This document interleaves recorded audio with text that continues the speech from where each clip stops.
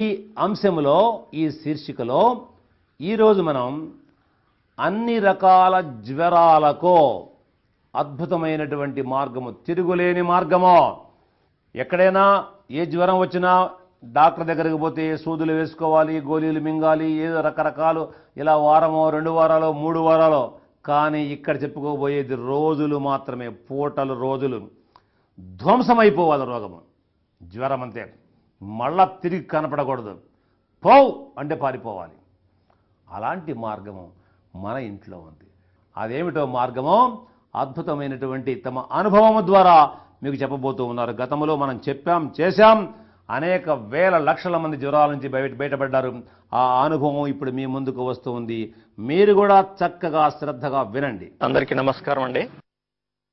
మాకు 2005, 2006 సంవత్సరాలలో ఈ ఆయుర్వేదం గురించి మాకు ఎన్నో మొక్కల గురించి ప్రచారం చేశారు.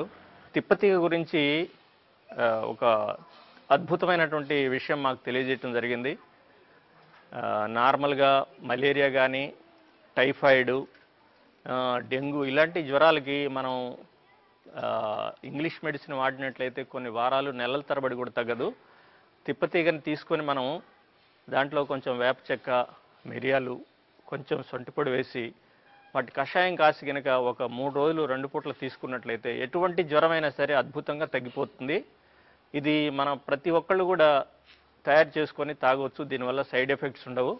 తర్వాత ఈ విషయాలన్నీ మాకు తెలియజేసినటువంటి ఏల్సూరి గారికి, జీవీఎం శర్మ గారికి మా కృతజ్ఞతలు. విన్నారు కదా, ఇందులో ఏముంది చెప్పండి.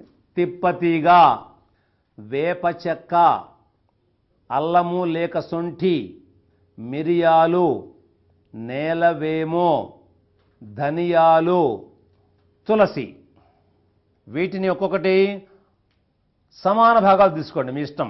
తీసుకొని విడివిడిగా ఆరబెట్టి దంచి పొడి చేసి అన్నీ కలిపి ఒక సీసాలో పెట్టుకోండి. సర్వ జ్వర హర కషాయం, సమస్త జ్వరములను హరించి వేస్తుంది.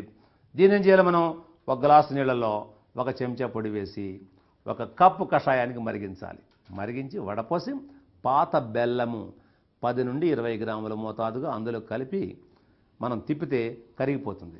దీన్ని గడ్డ గడ్డ గడ్డ గడ్డ వణికిపోయేటువంటి జ్వరం కానీ, రోజు మార్చి రోజు వచ్చేటువంటి జ్వరం కానీ, ఎలాంటి ఏ జ్వరమైనా సరే వచ్చినటువంటి వాళ్ళు వెంటనే దీన్ని గడగడగడ హాయికి కొంచెం కొంచెం కొంచెం నిదానముగా లోపలికి సేవించి దుప్పటి నిండా కప్పుకొని పడుకోవాలి. పడుకుంటే ఒక 10-15 నిమిషాలలో లోపల నుంచి చెమట బయటకు తన్నుకొని వచ్చి జ్వరం బయటకు పారిపోతుంది. ఎంత అద్భుతమైనటువంటి మార్గమో, ఇలాంటి చక్కని అవకాశము మన ఇంట్లో ఉంది, మన ఆయుర్వేదంలో ఉంది తప్ప ఎక్కడా లేదు అని మా ప్రియమైనటువంటి బిడ్డలకు మీకు తెలియజేస్తూ ఉన్నాను. అతిగా నీళ్లు తాగే వాళ్ళకి ఈ జ్వరం రోగం వస్తుంది. అతిగా తిండి తినేవాడికి వస్తుంది, అసలు తిననివాడికి వస్తుంది, బాగా నిద్రపోయేవాడికి వస్తుంది, బాగా మేలుకునేవాడికి వస్తుంది. అంటే అతి ఎందులోనూ పనికి రాదు. ఎందులో అతి ఉన్నా కూడా అది చివరకు ధాతు నాశనానికి దారితీసి ఆ ధాతు నాశనం యొక్క ఫలితముగా జ్వరం సంభవిస్తూ ఉందని నగ్న సత్యాన్ని మా బిడ్డలు తెలుసుకోవాలని మీకు తెలియజేస్తూ, గుర్తు చేస్తూ, ఇంత చక్కని విషయాలు చెప్పినటువంటి మహాత్ములు ఎక్కడ ఉన్నా వాళ్ళని మనం తలుచుకొని ఇప్పుడు చెప్పినటువంటి ఈ సర్వ జ్వర హర కషాయాన్ని ప్రతి ఇంటిలో కూడా, ఇప్పుడు వర్షాకాలం వస్తుంది, కొంచెం వర్షాలు పడగానే భూమిలో నుంచి ఎలా మొక్కలు బయటకు వస్తాయో శరీరం నుంచి కూడా అనేక రకరకాల వ్యాధులు, జ్వరము, జలుబు, దగ్గు లాంటివి పుట్టుకొని వస్తాయి. కానీ ఈ దీని దెబ్బకు జ్వరం లేదు, జలుబు లేదు, దగ్గు లేదు, పడిసెం లేదు, భారం లేదు, తలనొప్పి లేదు, అసలు నొప్పులు గిప్పులు మొత్తం పటాపంచలైపోతాయి. ఇలాంటి చక్కటి మార్గాన్ని మా బిడ్డలు మీరు చేసి అందరికీ చెప్పి వాళ్ళతో కూడా చేయించి వాళ్ళకు కూడా రోగం రాకుండా ముందు జాగ్రత్త చర్యగా దీన్ని తయారు చేసుకోమని చెప్పవలసిందిగా మీకు సూచిస్తాం. ఇప్పుడు మనం కొద్ది క్షణాలలో వంటిల్లే వైద్యశాలలో ఓ చక్కని అద్భుతమైన మార్గం చెప్పుకుందాం. చూస్తూ ఎదురు